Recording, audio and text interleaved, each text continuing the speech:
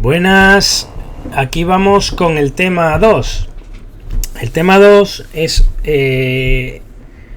un tema que abarca varias cosas, todas relacionadas con el Poder Judicial, en el que vamos a estudiar esos 4 contenidos que vienen aquí.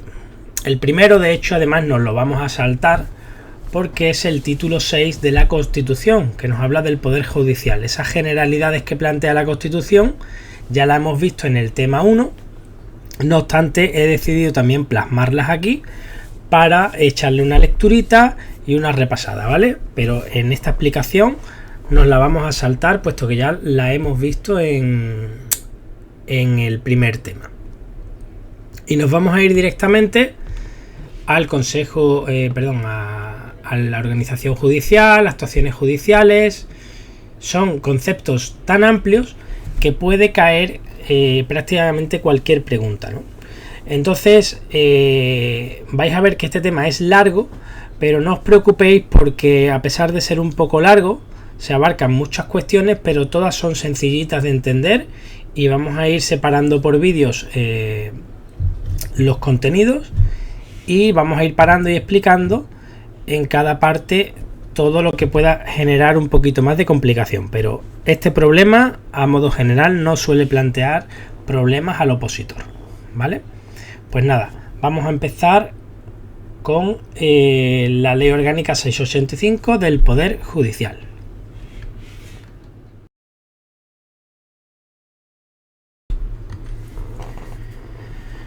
Bueno, el artículo 1 pues nos dice una cosa muy lógica, y es que la justicia emana del pueblo y se administra en nombre del rey. ¿Por quién? Por jueces y magistrados. Se van a llamar magistrados cuando formen parte de un tribunal.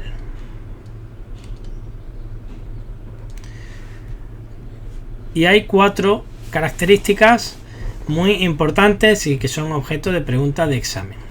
Son independientes, son inamovibles, responsables y están sometidos únicamente a Constitución y ley.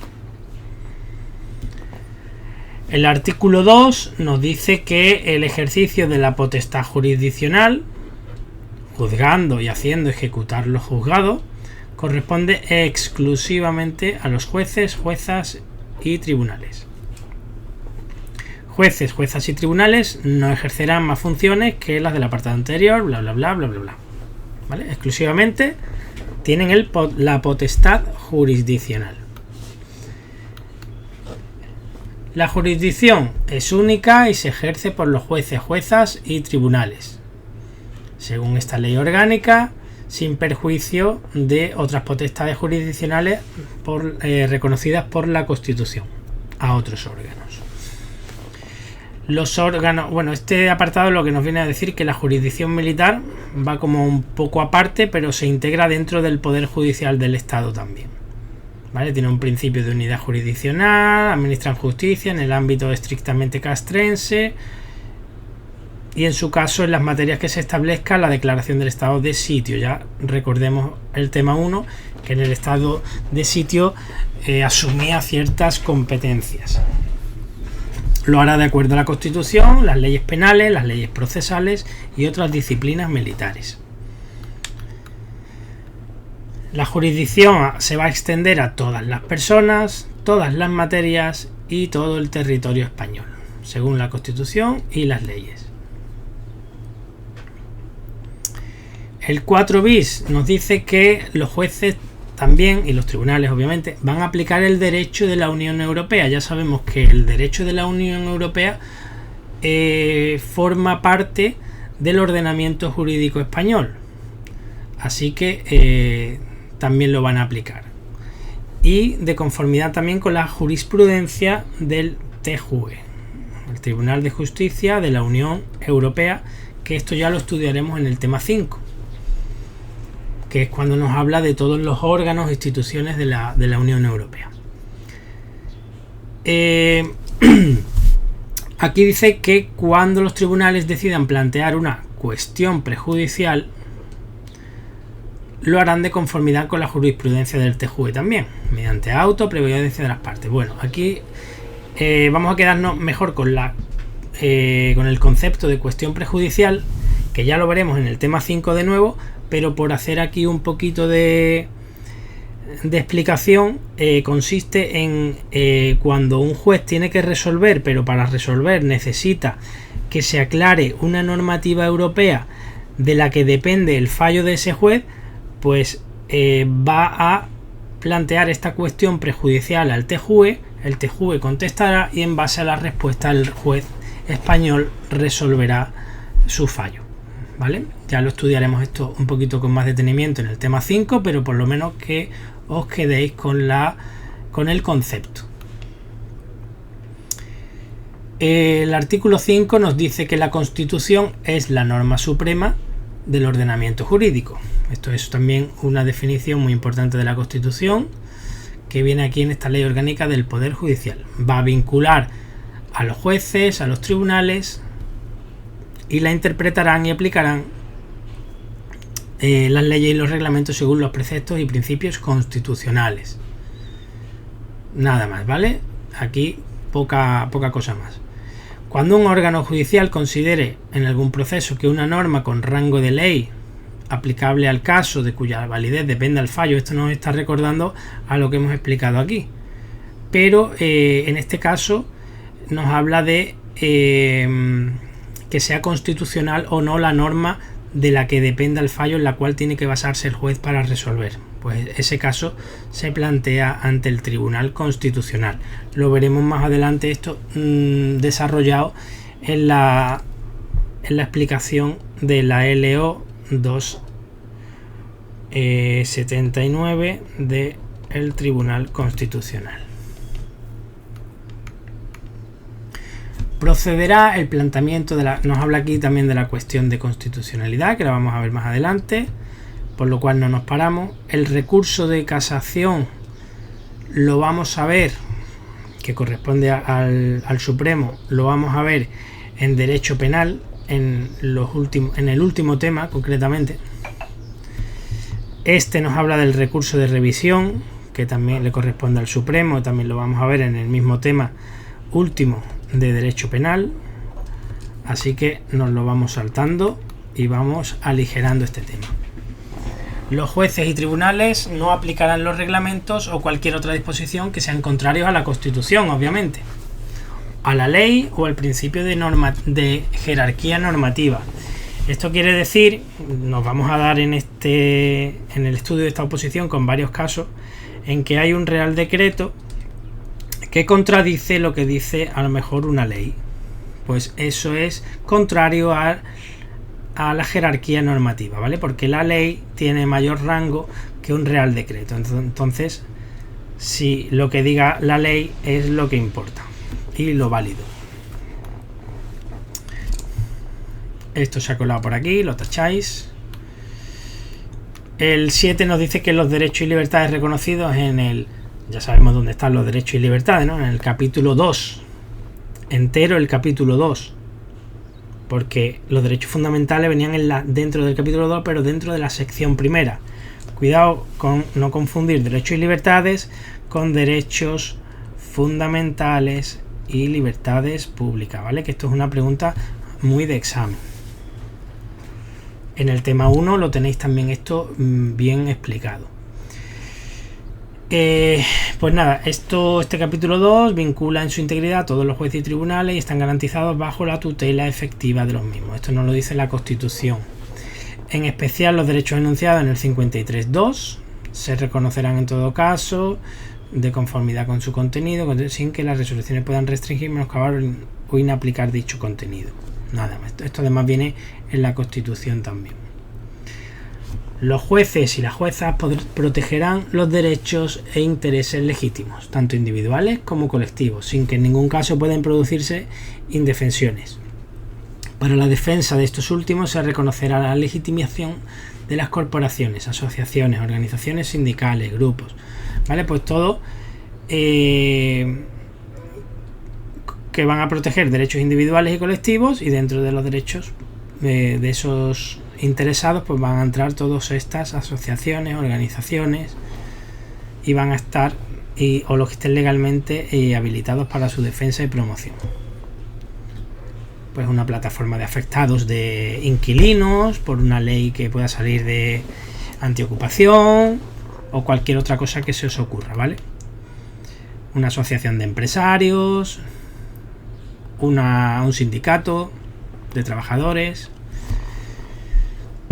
Los tribunales controlan la potestad reglamentaria, importante, y la legalidad de la actuación administrativa, así como el sometimiento de esta a los fines que la justifican, ¿vale? Va a controlar la potestad reglamentaria, es decir, esa capacidad que tiene el gobierno para desarrollar leyes a través de reales decretos, y la legalidad de actuación administrativa, que la administración actúe en base a la Constitución y las leyes.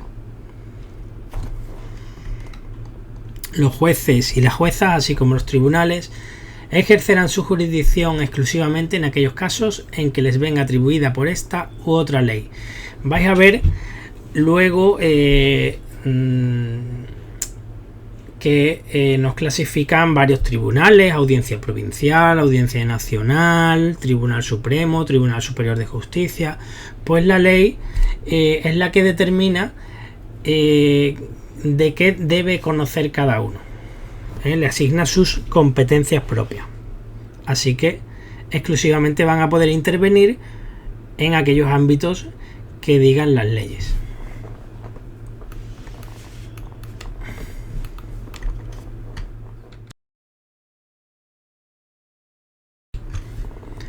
Bueno, aquí nos dice que los tribunales del orden civil, ya vais a ver luego que los tribunales que he mencionado antes, Audiencia Provincial, Nacional, Tribunal Superior de Justicia, se va a dividir en salas, ¿vale? Incluso esas salas se dividen en secciones, pero siempre va a existir una sala civil, una sala penal, ya después lo vamos a ver, y además con una regla mnemotécnica que a la primera se os va a quedar. Pues nada, lo que es la sala de lo civil, digamos, además de la materia que le concierne, que son propias, va a pertenecerle también lo que no esté atribuido a otro orden, ¿vale? Si hay algo que no esté atribuido al orden penal, al orden mercantil, al orden contencioso administrativo, pues digamos que la sala por defecto es la civil, ¿vale? Si no hay otra que le pertenezca, la de lo civil. Esto nos habla de la jurisdicción militar. Yo este parrafito me lo quitaba. Aquí nos habla del orden penal, que va a tener atribuido el conocimiento de causas y juicios criminales, con excepción de la jurisdicción militar. Como ya sabemos y estamos viendo, va siempre un poco aparte.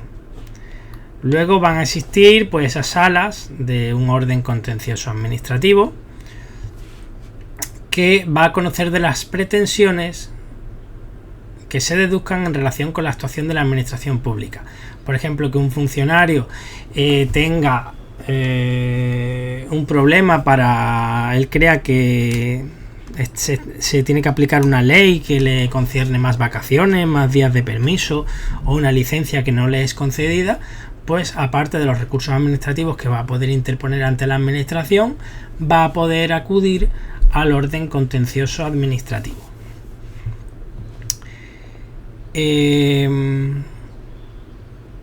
Veis aquí, actuación de la administración pública sujeta a derecho administrativo, con las disposiciones generales de rango inferior a la ley. Bueno, esto ya lo iremos viendo, porque ahora mismo lo de rango inferior a la ley a lo mejor os descuadra un poco. Pero claro, lo que se decide aquí, lo que se recurre son decisiones administrativas y no son leyes ni reales decretos. Para eso hay otras herramientas, como el recurso de inconstitucionalidad y otra serie de vías. También conocerán de los recursos contra la inactividad de la administración, contra sus actuaciones materiales que constituyan vías de hecho, excluido del conocimiento de los recursos directos e indirectos que se interpongan contra las normas forales. Siempre el tema de País Vasco también pues tiene un poquito de peculiaridad, ¿vale? Pero bueno, nada más, quedaros con que el contencioso administrativo es para luchar contra la administración. Con que os quedéis de momento con eso, más que suficiente. Asimismo, también los procedimientos de responsabilidad patrimonial, ¿vale? Todo esto se estudia, esto va a través de un procedimiento administrativo también, antes de recurrirlo por contencioso, por el procedimiento administrativo común. Entonces, estos procedimientos, más el del régimen disciplinario, también se estudia en la Ley 39/2015, ¿vale? Que esto lo veremos en los últimos temas de función pública.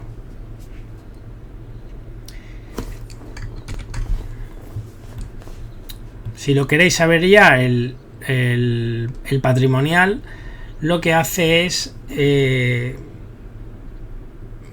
reclamar a la administración unos daños y perjuicios por algo que la administración ha hecho mal, ¿vale? Hay que demostrarlo, ya lo veremos cuando veamos la Ley 39. Ahora mismo no nos concierne, pero bueno, ahora mismo lo que nos importa es que sepamos que los procedimientos de administración patrimonial, una vez agotada la vía administrativa, esos recursos administrativos, podemos ir al orden judicial, y el orden judicial es el contencioso. Vale, también aquí nos sigue hablando de lo mismo, del patrimonial. También de la rama social del derecho, tanto en conflictos individuales como colectivos, reclamaciones en materia de seguridad social o contra el Estado, cuando haya una responsabilidad de legislación laboral. La jurisdicción es improrrogable. Los órganos judiciales apreciarán de oficio la falta de jurisdicción y resolverán sobre la misma con audiencia de las partes y del Ministerio Fiscal. En todo caso, esta resolución será fundada y se efectuará indicando siempre el orden que se estime competente, ¿vale? Bueno.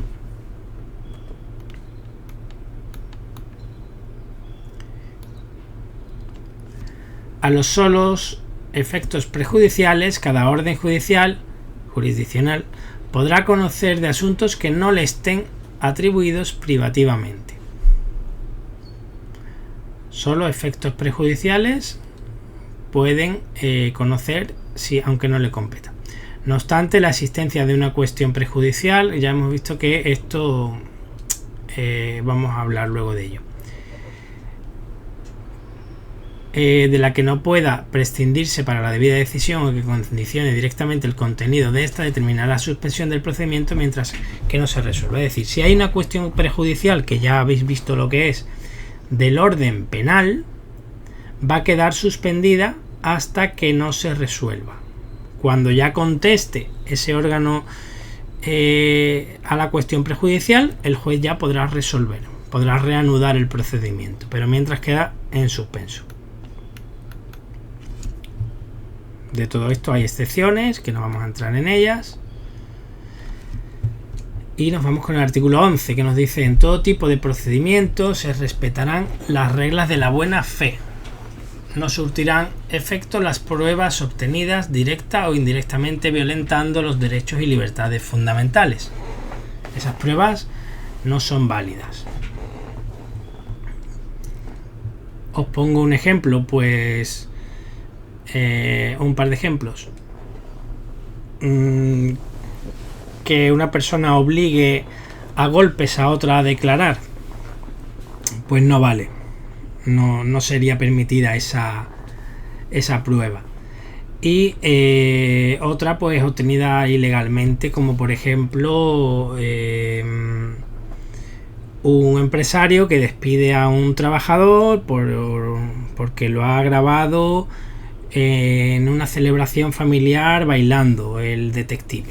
Pues como el detective lo ha hecho en el ámbito familiar, en un ámbito privado, pues tampoco sería permitido, porque estaría vulnerando sus derechos fundamentales al haberlo hecho en un ámbito privado, ¿vale? Son dos ejemplos así que se me ocurren a priori. Los jueces y juezas, como los tribunales, rechazarán fundadamente las peticiones, incidentes y excepciones que se formulen con manifiesto abuso del derecho o entrañen fraude de ley o procesal. Nada que añadir aquí. Los jueces y juezas, así como los tribunales, de conformidad con el principio de tutela efectiva.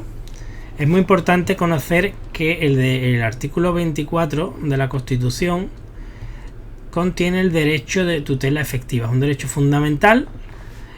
Y tutela efectiva quiere decir que se le garantiza pues un procedimiento legal para la resolución de su caso.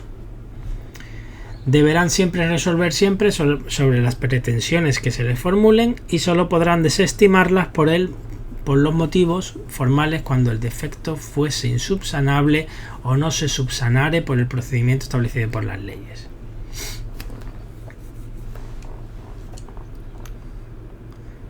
En el ejercicio de la potestad jurisdiccional, los jueces y magistrados son independientes respecto a todos los órganos judiciales y de gobierno del Poder Judicial. No podrán los jueces y tribunales corregir la aplicación o interpretación del ordenamiento jurídico hecha por sus inferiores en el orden jerárquico judicial, sino cuando administren justicia en virtud de los recursos. Es decir, por ejemplo, el TSJ, el Tribunal Superior de Justicia, que vamos a ver luego que trabaja en un ámbito de comunidad autónoma, no puede así de oficio porque quiera corregir la decisión o la sentencia de una audiencia provincial. Ahora bien, si una vez recaída la sentencia en la audiencia provincial, el afectado recurre con un recurso de apelación, por ejemplo, al Tribunal Superior de Justicia, en ese caso el Tribunal Superior de Justicia sí que podrá corregir a la audiencia provincial, ¿vale? Todo a través del procedimiento, los recursos correspondientes que vienen establecidos en las leyes. Tampoco podrán los jueces y tribunales, órganos de gobierno de los mismos o el Consejo General del Poder Judicial, órgano muy importante del que luego vamos a hablar muchísimo, ¿vale? Es el órgano de gobierno del Poder Judicial y tenemos que estudiarlo bien en profundidad. Pues tampoco podrán los jueces, tribunales, órganos de gobierno o el CGPJ dictar instrucciones de carácter general o particular dirigidas a sus inferiores sobre la aplicación o interpretación del ordenamiento que se lleva a cabo en el ejercicio de su función jurisdiccional. Es decir, prohibido que ya no solo corregir, sino así de oficio, sino no le pueden dar ni instrucciones, ni interpretaciones, ni nada. Los jueces son libres de aplicar su propia interpretación. Para que haya una buena interpretación, pues tiene que haber unas leyes bien elaboradas, bien detalladas, con seguridad jurídica. No como está pasando con ciertas leyes que dejan al aire muchas cosas y ahora un juez interpreta una cosa, otro juez interpreta otra y al final todo tiene que llegar al Tribunal Supremo para casaciones y toda la historia. Pero no vamos a entrar ahora en esa parte. Todos están obligados a respetar la independencia de los jueces y magistrados. Bien, ¿qué ocurre si un juez o magistrado se considera, dice aquí, inquietado o perturbado en su independencia? Pues lo va a poner en conocimiento del CGPJ, que es el órgano de gobierno a nivel nacional del Poder Judicial. Habrá un procedimiento adecuado, es decir, que no se puede molestar a los jueces y si el juez se entiende que lo están molestando en su trabajo o intentando guiar o darle instrucciones, tiene el deber de ponerlo en conocimiento del CGPJ. El Ministerio Fiscal también promoverá las acciones pertinentes en defensa de la independencia judicial. Los jueces y magistrados no podrán ser separados, suspendidos, trasladados ni jubilados si no es por una causa contemplada en una ley. Esta afirmación también es muy preguntada. No podrán ser separados, suspendidos, trasladados ni jubilados si no es en virtud de ley, de lo que contemple una ley, ¿vale? Una causa que venga ya regulada. Los jueces y magistrados responderán penalmente y civilmente en los casos y en la forma determinada en las leyes, y disciplinariamente de conformidad con lo establecido en esta ley. Se prohíben los tribunales de honor en la administración de justicia. Esto viene también en la Constitución española, ¿de acuerdo? Ya veremos más adelante en derecho penal la diferencia entre una responsabilidad penal, una responsabilidad civil y una responsabilidad disciplinaria. Pero bueno, en la responsabilidad penal es cuando se han realizado actos contrarios al Código Penal y se está cometiendo un delito. Pero por ejemplo, si lo hace una persona discapacitada intelectualmente, pues no va a tener responsabilidad penal, pero sí va a existir una responsabilidad civil. Si has roto, no sé, el escaparate de una tienda, pues ese escaparate hay que pagarlo. Eso es la responsabilidad civil. Y luego la responsabilidad disciplinaria, pues no es más que aquella que la que viene recogida en un reglamento disciplinario, donde vienen una serie de faltas catalogadas y una serie de faltas de sanciones y un procedimiento sancionador adecuado a ello. Vamos a ver incluso que muchas veces el castigo de una responsabilidad disciplinaria en ocasiones es mayor que incluso una responsabilidad penal. Pero todo esto lo ampliaremos en derecho penal.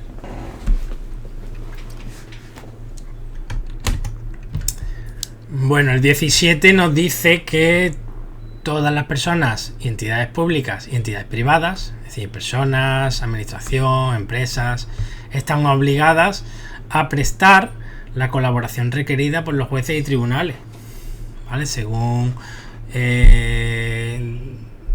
digan las leyes, ¿no? Y sin perjuicio del resarcimiento de los gastos y del abono de remuneraciones que procedan conforme a ley. Es decir, todos tenemos que colaborar con la administración de justicia. Son cosas obvias como estáis viendo. Las administraciones, autoridades y funcionarios y corporaciones públicas y privadas y particulares van a respetar las sentencias, las demás resoluciones judiciales que hayan ganado firmeza o sean ejecutables, ¿vale? Es que son cosas, como veis, sencillitas y de lógica. Las resoluciones judiciales solo podrán dejarse sin efecto en virtud de los recursos previstos en las leyes, ¿vale? Estos recursos también los vamos a ver en derecho penal. Las sentencias se ejecutarán en sus propios términos, tal como digan en ella misma. Si la ejecución resultare imposible, el juez o tribunal adoptará las medidas necesarias que aseguren la mayor efectividad de la ejecutoria y fijará en todo caso la indemnización que proceda, y solo por causa de utilidad pública o interés social declarada por el gobierno podrán expropiarse los derechos reconocidos frente a la administración pública en una sentencia firme antes de su ejecución. El juez o tribunal a quien corresponda la ejecución será el único competente para señalar por vía incidental la correspondiente indemnización. Bueno, que sepamos que el gobierno tiene ahí esa excepción de expropiar los derechos reconocidos frente a la administración pública, en virtud de utilidad pública o interés social. Esto no lo he visto nunca preguntar, pero bueno, ahí está. Lo dispuesto en este artículo se entiende sin perjuicio del derecho de gracia. El derecho de gracia ya sabemos que es el indulto particular, que ya lo estudiaremos también. Los indultos, que le corresponde en última instancia al rey. y de hecho es una de las funciones constitucionales del rey.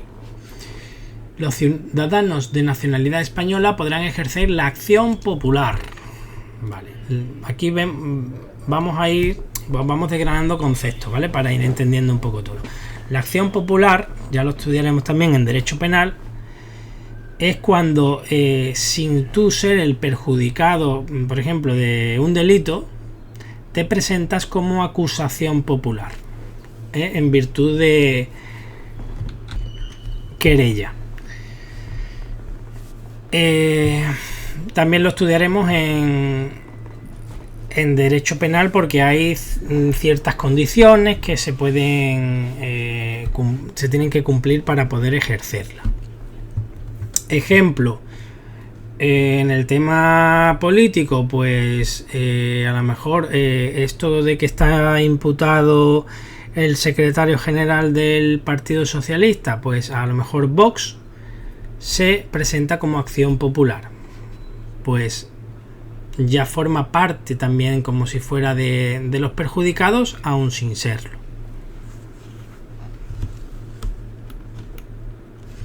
Asimismo, podrán participar en la administración de justicia mediante la institución del jurado. Esto también lo vemos en derecho penal. Es que esto nos va sentando las bases que luego en derecho penal vamos a ir desarrollando. El tribunal del jurado tiene, vamos a poner jurado para que no parezca que pone tribunal de justicia. Es un órgano que se compone en el ámbito de la audiencia provincial respecto de aquellos delitos que están contemplados en la ley orgánica del tribunal del jurado. ¿Vale? Hay una ley que dice que estos delitos tal y tal, que ya los estudiaremos, corresponde su enjuiciamiento al tribunal del jurado.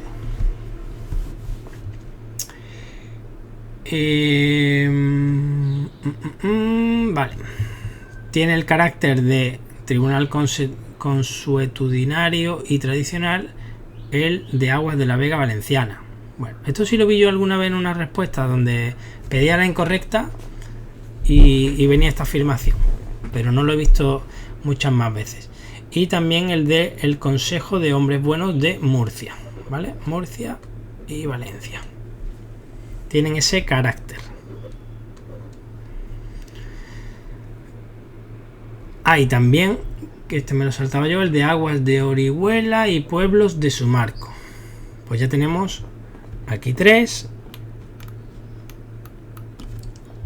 Y por último, el Tribunal del Comunal del Reyes de Gracia del Horta de Aldaya. Bueno, pues hay ahí 4 tribunales que tienen ese carácter de tribunal consuetudinario y tradicional. No creo que el nivel vaya a llegar hasta aquí, pero bueno, ahí por lo menos que conozcáis que hay esos tribunales. O por lo menos de dónde son: Murcia, Aldaya, Orihuela y Valencia. La justicia será gratuita cuando lo diga la ley, ¿vale? Se regulará por ley un sistema de justicia gratuita que dé efectividad al derecho declarado en los artículos 24, tutela efectiva, y el 119, que nos viene a decir también pues que la justicia será gratuita cuando haya insuficiencia de recursos y todo eso. Lo mismo que dice aquí. No podrán exigirse fianzas que por su inadecuación impidan el ejercicio de la acción popular, que siempre será gratuita.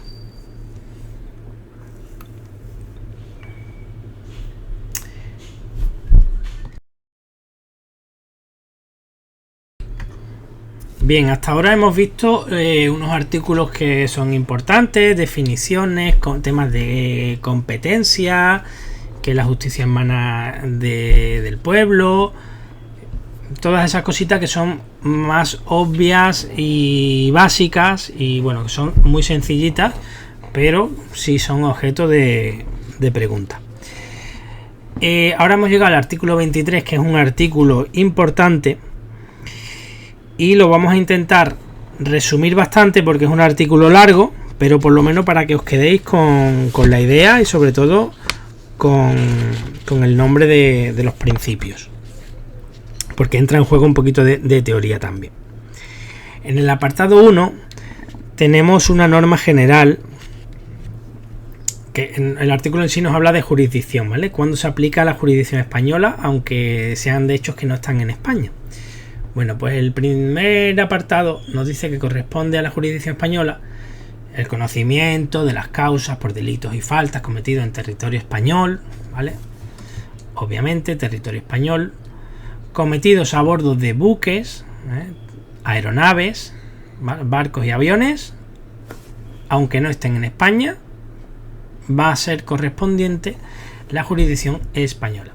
Dice sin perjuicio de los tratados de los que España sea parte. Bueno, ahí hay una pequeña excepción, pero en principio aquí está la norma general. Territorio español y barcos y aviones españoles. Hasta ahí, sencillito. El apartado 2 lo podemos llamar como principio de nacionalidad o personalidad. Vais a ver que tiene aquí varios nombres: nacionalidad o de personalidad, ¿vale? Nos va a decir que, en resumen, que también va a aplicarse la jurisdicción española aun cuando sea fuera de España, cuando los responsables fueran españoles o extranjeros con nacionalidad española, que viene a ser lo mismo que españoles. Pero tiene además que requerir estas tres cosas: que allí sea delito, nos viene a decir más o menos el apartado A, si queréis podéis ponerlo aquí, que allí sea delito; que el agraviado o el Ministerio Fiscal ponga denuncia o querella en España; y también que el delincuente pues no haya sido absuelto, no haya sido indultado o penado en el extranjero, o en caso de que ya se haya penado, no haya cumplido la condena porque todavía está pendiente de ejecutarse, ¿vale? De hecho, si hubiera cumplido una parte, pues se les rebajaría, ¿vale? Pero bueno, ahora resumimos el principio de nacionalidad o personalidad, que ya el nombre nos dice lo que es decir, que por ser español y haber cometido un delito fuera de España, ya puede ser competente la jurisdicción española. Pues nada, que sea castigable en el lugar de ejecución, que el agraviado Ministerio Fiscal interponga querella en España ante los tribunales españoles, y tercero, que no haya sido absuelto, indultado o penado en el extranjero, y si es penado, que no haya empezado a cumplir condena. Pues así lo resumimos un poquito más. El tercero se llama principio de protección, tiene tres nombres: principio real o principio de defensa. Este nos dice, en resumen, que también va a ser competente la Administración de Justicia española cuando se haya cometido un delito fuera de España, y lo mismo que sea español o extranjero nacionalizado español, pero por estos delitos concretos. Y aquí, pues, si veis, el nombre del principio de protección real o de defensa son cosas, digamos, que afectan a España, ¿no? Como una traición, declaración de independencia, el rey, rebelión, sedición. Este delito realmente ya se ha eliminado ahora mismo, a día de hoy, está eliminado. Falsificación de la firma, del sello del Estado, falsificación de moneda española. Como veis, todo es como que afecta a los intereses de España.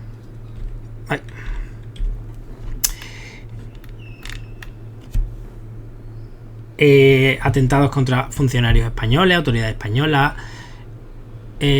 contra funcionarios públicos españoles residentes en el extranjero y delitos contra la administración pública española y control de cambios, ¿vale? Tema de monedas y todo eso. O sea que todo, si afecta un poco así en estos ámbitos y se puede encajar dentro de estos delitos, pues también va a ser competente la administración de justicia española a través del principio de protección real o de defensa. Y el punto cuarto, digamos que va a ser también cometido fuera de España cuando también sea español o un extranjero nacionalizado español, pero aquí son unos delitos que lo podemos resumir como que afectan más de forma internacional, ¿vale? Como delitos de genocidio, de torturas, veis aquí, de lesa humanidad, en caso de conflicto armado, aquí tenemos tortura, integridad moral, desaparición forzada, tema de piratería, terrorismo, tráfico de drogas, terrorismo,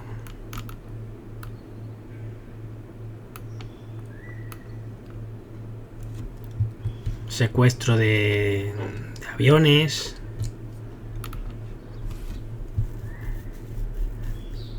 contra la seguridad de la aviación civil, tema de materiales nucleares, según ese convenio, tráfico de drogas, explotación sexual, ¿no? Contra la trata sexual,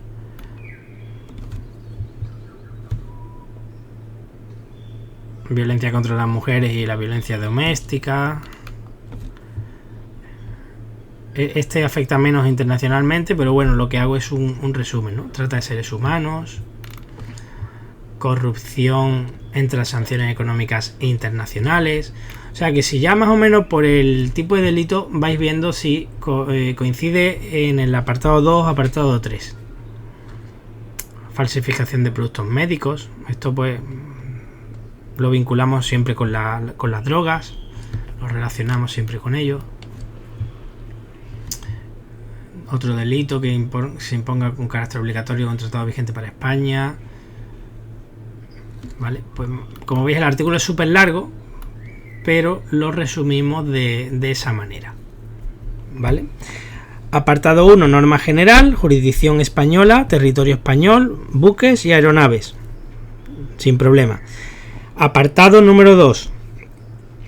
Fuera de España, cometido por españoles o extranjeros nacionalizados, con posterioridad a los hechos, y tiene que ser cumplir 3 requisitos: que allí sea delito, sin el perjuicio de los tratados, que él sea el agraviado o el Ministerio Fiscal el que ponga una denuncia o querella en España, y que no haya sido absuelto, indultado, penado en el extranjero, o en caso de que haya sido penado no haya empezado a cumplir la condena, y si ha cumplido parte pues se le rebajaría.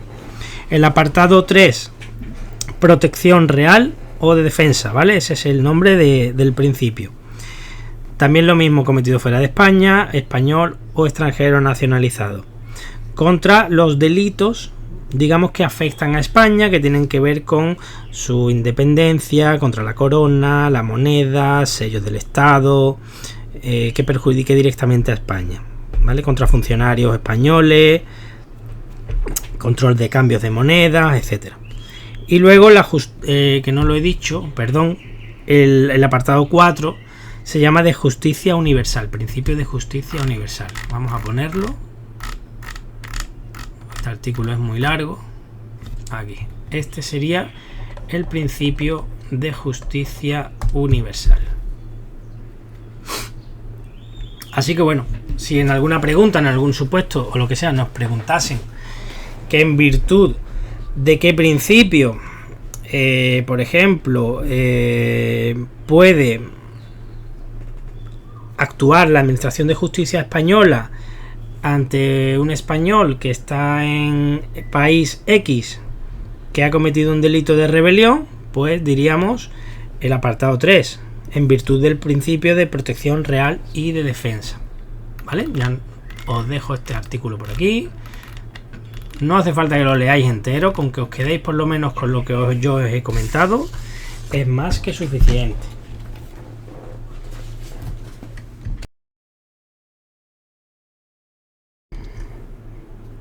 El artículo 24 y el artículo 25 nos lo vamos a saltar. Nos vamos a ir directamente al 26, donde nos configura los distintos órganos judiciales. Cada uno tendrá sus competencias, su ámbito territorial correspondiente, que lo vamos a ir viendo luego uno por uno, ¿vale? Los jueces de paz, los tribunales de instancia. Este antiguamente, por si lo tenéis en algún antiguo temario, era primera instancia e instrucción. Ahora ya se llama tribunal de instancia. Al igual que el Tribunal Central de Instancia sustituye al Tribunal Central de Primera Instancia de Instrucción, ¿vale? Tendría el mismo nombre antiguamente.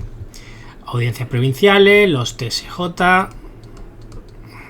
la Audiencia Nacional y el Tribunal Supremo. Vamos a utilizar estas nomenclaturas, que son las siglas simplemente, de aquí en adelante, ¿de acuerdo? El artículo 27, importante, sí que he visto alguna pregunta sobre ello, y simplemente nos dice que, bueno, un tribunal va a tener salas y esas salas se pueden dividir también en secciones. Ya tenemos aquí dos conceptos, salas y secciones, y la peculiaridad es que se van a designar por numeración ordinal. Ordinal quiere decir, pues, sala primera, sala segunda, sala tercera, ¿vale? No sala 1, sala 2, sala 3, sino primera, segunda, tercera. Y las secciones, pues igual. Y luego las plazas judiciales de los tribunales de instancia y el Tribunal Central de Instancia va por numeración cardinal. Este sí que es, pues, tribunal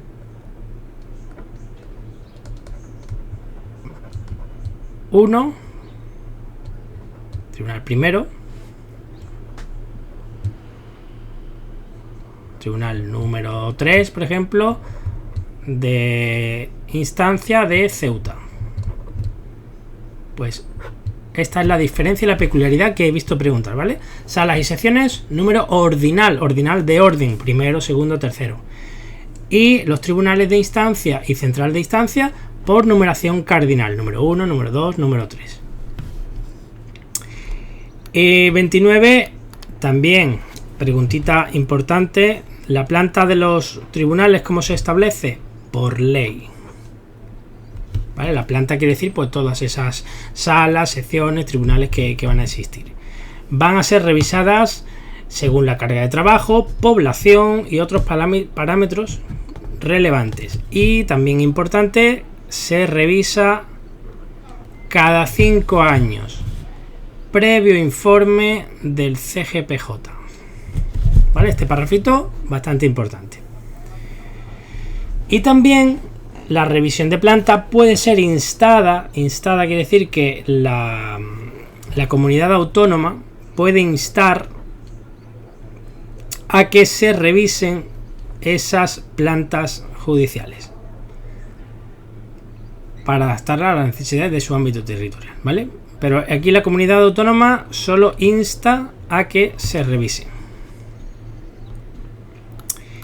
Otra cosa importante, aquí todo es importante en esta parte. El Estado se va a organizar territorialmente por municipios, partidos, provincias y comunidades. ¿Vale? Aquí la peculiaridad puede ser partidos, que más bien es como una, en este ámbito, una agrupación de municipios limítrofes. Luego vamos a ir viendo en el artículo 32 su definición. Ojo que a veces este enunciado nos intentan confundir con cómo se organiza el Estado territorialmente, pero no a nivel de justicia, de la administración de justicia, sino que en la Constitución En el artículo 137 nos dice que el Estado se organiza territorialmente en municipios, provincias y comunidades autónomas. Entonces, cuidado, porque es diferente. Si hablamos del ámbito territorial de la justicia, tenemos que añadir a los partidos. Bien. A ver. Municipio. Vale. En el municipio se corresponde con la demarcación administrativa del nombre. Es decir, que si existe, me lo invento, en Alcalá de Henares un juez de lo penal, pues tendrá el juez de lo penal número tal de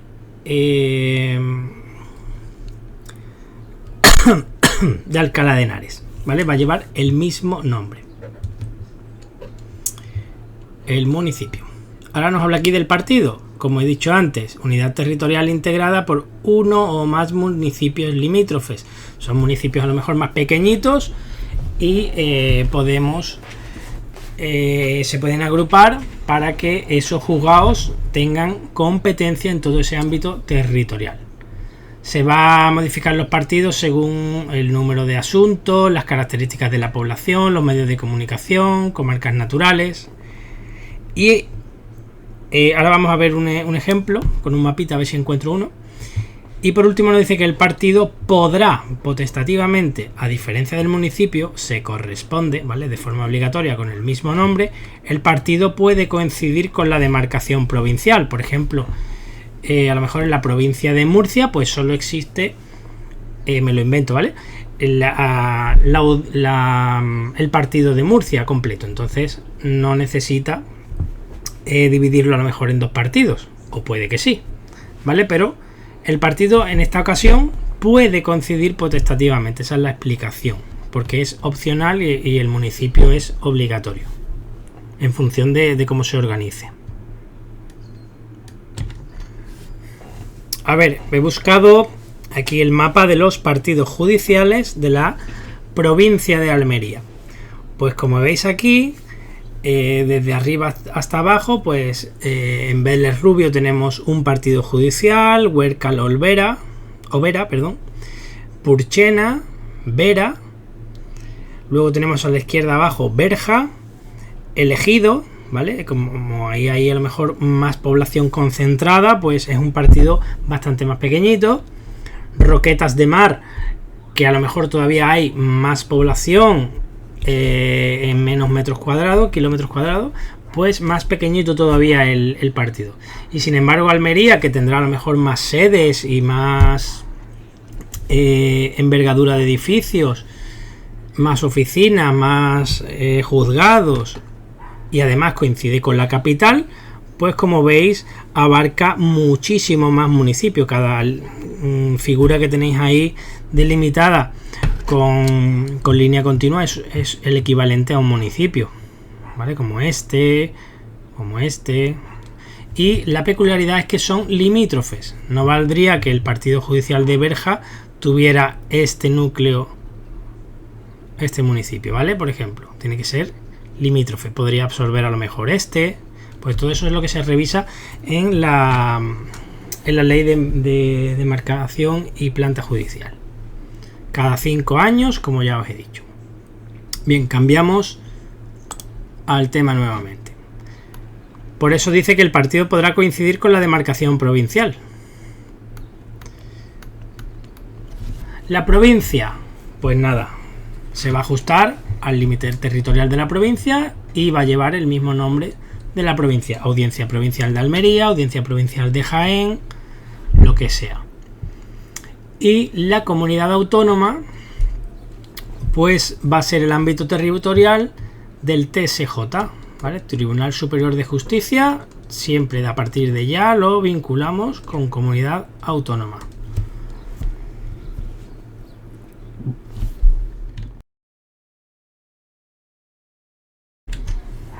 Bien, el artículo 35 nos dice que la demarcación judicial se establecerá por ley, o en los casos expresamente contemplados en esta norma por Real Decreto, bla, bla, bla.